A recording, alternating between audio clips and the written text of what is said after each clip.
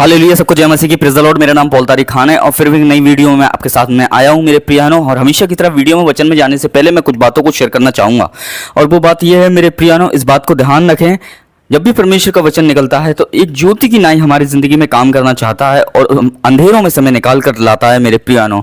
आज बहुत से लोग अंधेरों में भटके हुए हैं और वो परमेश्वर का वचन आज वहाँ पे इसलिए पहुँच रहा है, परमेश्वर का वचन इसलिए खुल रहा है कि वो जो अंधेरे में वो ज्योति में आ सके मेरे प्रियो है बहनों।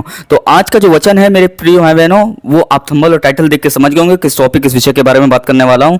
और वो टॉपिक, वो विषय है सुई की नाके में से ऊँट का निकल जाना मेरे प्रियो है बहनों। तो एक वचन मैं आपके सामने लगाना चाहूँगा जिसे हम पढ़ते हैं मेरे प्रिय भाई बहनों, कि उसे हम पढ़ेंगे मरकुस और उसका 10वां अध्याय और उसका 25वां पद हम पढ़ते हैं। तो वहां लिखा हुआ इस प्रकार कि परमेश्वर के राज्य में धनवान के प्रवेश करने से ऊँट का सुई के नाके में से निकल जाना सहज है। यहाँ मेरे प्रिय बहनों एक बात यीशु मसीह कहते हैं कि धनवानों का परमेश्वर के राज्य में प्रवेश करना ऐसा है जैसे सुई के नाके में से ऊँट का निकल जाना, इतना कठिन है मेरे प्रियानो। फिर आगे चल के यीशु मसीह कहते हैं कि जो मनुष्य से नहीं हो सकता वो परमेश्वर से हो सकता है।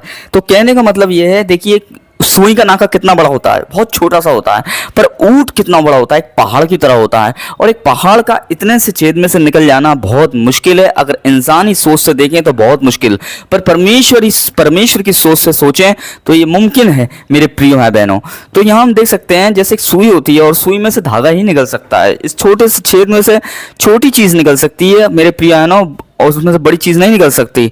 वैसे ही प्रभु यीशु मसीह यहाँ पे एक रेफरेंस दे रहे हैं हमें कि सुई के नाका एक छोटा होता है और छेद छोटा होता है, और ऊँट का उसमें से निकल जाना बहुत नामुमकिन होता है, पर यह परमेश्वर से हो सकता है। इस तरीके से यीशु मसीह ने वहाँ एक्सप्लेन किया, उदाहरण दिया हमें मेरे प्रिय भाई बहनों। तो इस बात को हम देखते हैं मेरे प्रिय भाइयों बहनों, और फिर हम आगे पढ़ते हैं।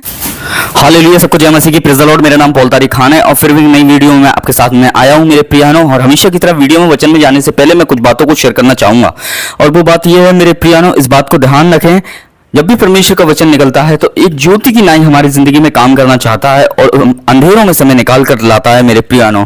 आज बहुत से लोग अंधेरों में भटके हुए हैं और वो परमेश्वर का वचन आज वहां पे इसलिए पहुंच रहा है, परमेश्वर का वचन इसलिए खुल रहा है कि वो जो अंधेरे में वो ज्योति में आ सके मेरे प्रिय भाई बहनों। तो आज का जो वचन है मेरे प्रिय भाई बहनों, वो आप थंबनेल और टाइटल देख के समझ गए होंगे किस टॉपिक, किस विषय के बारे में बात करने वाला हूँ। और वो टॉपिक, वो विषय है सुई की नाके में से ऊँट का निकल जाना मेरे प्रिय भाई बहनों।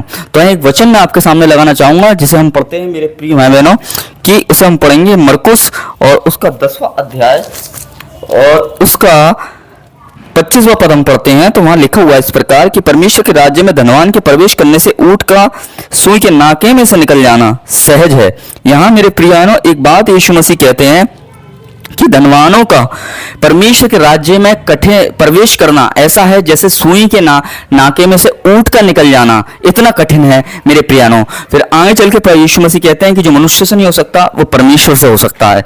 तो कहने का मतलब यह है, देखिए सुई का नाका कितना बड़ा होता है, बहुत छोटा सा होता है, पर ऊँट कितना बड़ा होता है, एक पहाड़ की तरह होता है। और एक पहाड़ का इतने से छेद में से निकल जाना बहुत मुश्किल है, अगर इंसानी सोच से देखें तो बहुत मुश्किल, पर परमेश्वर की सोच से सोचें तो ये मुमकिन है मेरे प्रिय भाई बहनों। तो यहाँ हम देख सकते हैं जैसे एक सुई होती है और सुई में से धागा ही निकल सकता है, इस छोटे से छेद में से छोटी चीज निकल सकती है मेरे प्रिय बहनों, और उसमें से बड़ी चीज नहीं निकल सकती। वैसे ही प्रभु यीशु मसीह यहाँ पे एक रेफरेंस दे रहे हैं हमें कि सुई के नाका एक छोटा होता है और छेद छोटा होता है, और ऊँट का उसमें से निकल जाना बहुत नामुमकिन होता है, पर यह परमेश्वर से हो सकता है। इस तरीके से यीशु मसीह ने वहाँ एक्सप्लेन किया।